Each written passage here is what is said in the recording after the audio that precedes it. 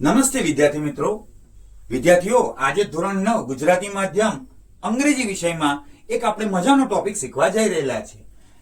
તમે ટોપિકને બોર્ડ પર નિહાળી શકો છો, જેનું નામ છે એક્ટિવ વોઇસ. બોલો છો બીજી વાર, એક્ટિવ વોઇસ. હા, તો એક્ટિવ વોઇસ ને ગુજરાતીમાં કર્તરી વાક્ય પ્રયોગ કહેવામાં આવે છે. હવે તમને પ્રશ્ન મનમાં થાય કે કર્તરી વાક્ય પ્રયોગ શું હોય, એક્ટિવ વોઇસ કોને કહી શકાય? એક્ટિવ વોઇસ નું નામ જ કર્તરી વાક્ય પ્રયોગ છે, તો એનું ચોક્કસ વ્યાખ્યા તો હોવી જોઈએ ને. તો સૌપ્રથમ એની વ્યાખ્યા સમજીએ. કોને એક્ટિવ વોઇસ કહેવાય અથવા કર્તરી વાક્ય પ્રયોગ કોણ છે? તો જુઓ, જે વાક્યમાં કર્તા, ક્રિયાપદ અને કર્મ એટલે કે સબ્જેક્ટ, વર્બ અને ઓબ્જેક્ટ. વિદ્યાર્થી મિત્રો, એ પણ સમજો કે સબ્જેક્ટ, વર્બ અને ઓબ્જેક્ટ અંગ્રેજી ભાષાની વાક્ય રચનાનું મેઇન સ્ટ્રક્ચર છે, એ વાક્ય બંધારણ છે.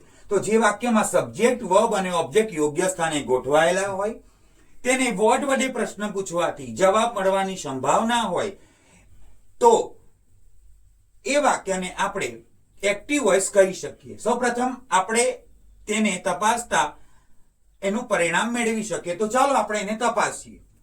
એક વાક્યનું ઉદાહરણ લઈએ. The peon rings the bell, જેનું ગુજરાતી થાય પટાવાળો બેલ વગાડે છે.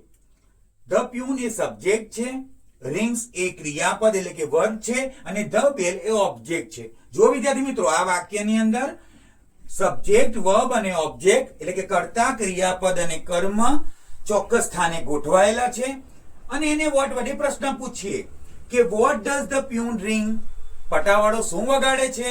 તો પટાવાળો બેલ વગાડે છે. તો જવાબ મળવાની સંભાવનાઓ પણ છે.